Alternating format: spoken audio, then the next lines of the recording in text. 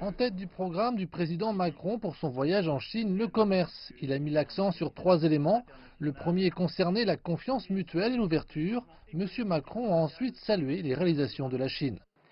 Il a permis ce qui est sans nul doute le changement économique et social le plus rapide et le plus massif de l'histoire de l'humanité.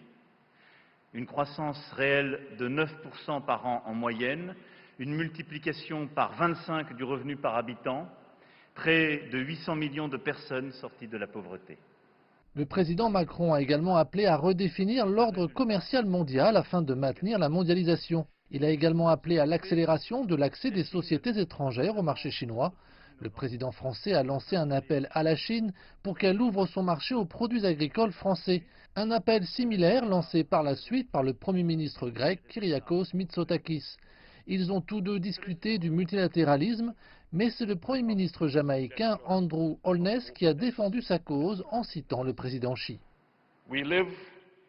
Nous vivons dans un monde interdépendant et ensemble, nous devons tracer un avenir commun pour l'humanité.